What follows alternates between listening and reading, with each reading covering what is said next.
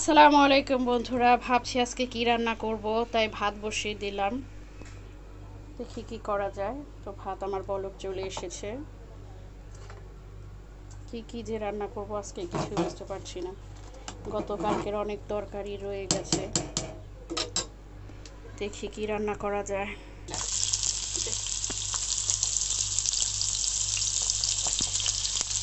তো এখন পটল ভেজে নিচ্ছি, ভাত রান্না করা শেষ। পটলগুলো সবগুলো আমি একবারই দিয়ে দিব।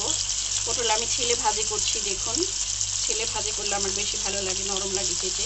শক্ত পটল আমি আবার খেতে পারি না। তো তেল দিয়ে নিচ্ছি।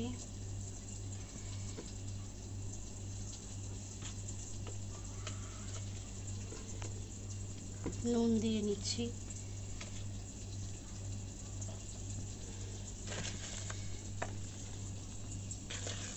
পেঁয়াজ, মরিচ,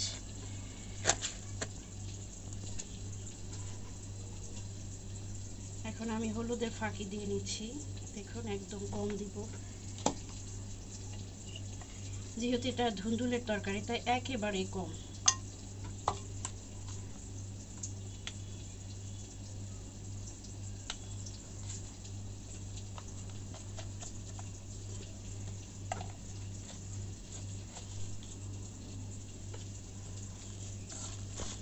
এখন আমি এটাকে মাখিয়ে নিব।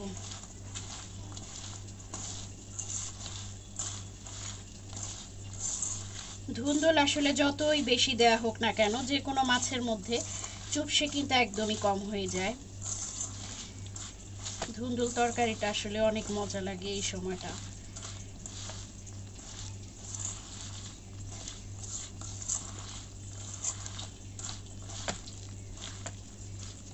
পটলটা ভাজি হচ্ছে, এখনো কমপ্লিট হয়নি। পটলটা হতে হতে মাছটা আমি রেডি করে নিচ্ছি। দেখুন একদম ছোট মাছ। এখানে অনেক ধরনের মাছ আছে, এখানে বাইম মাছ আছে, তারপর হচ্ছে মোলা মাছ, পুঁটি মাছ, এসব মিলানো।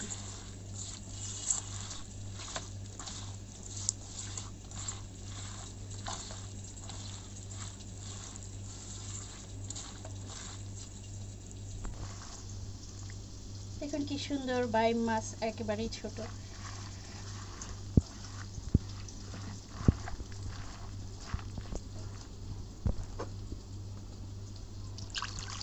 এখন আমি পানি দিয়ে নিচ্ছি। ধুন্দুল তরকারিটা আসলে আমার একটু ঝোল ঝোল ভালো লাগে, এখান থেকে আরো পানি উঠবে, সেজন্য আর পানি দিচ্ছি না। দেখুন বন্ধুরা, আমার পটল ভাজি কিন্তু কমপ্লিট। এখন আমি একটু বিলাতি ধনিয়া পাতা দিয়ে নেব। পটল ভাজিতে ধনিয়া পাতাটা দিলে কিন্তু অনেক অনেক খেতে মজা লাগে।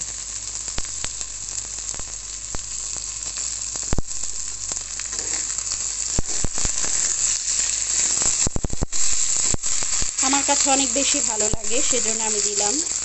এখানে এটা যার যার ইচ্ছা মতো। আমি পটলটা একটু নরম করেই ভাজি সবসময়, অল্প আছে একটু সময় নিয়ে, কারণ আমার শক্ত পটল খেতে একদমই ভালো লাগে না, বাসার বাচ্চারাও খেতে চায় না।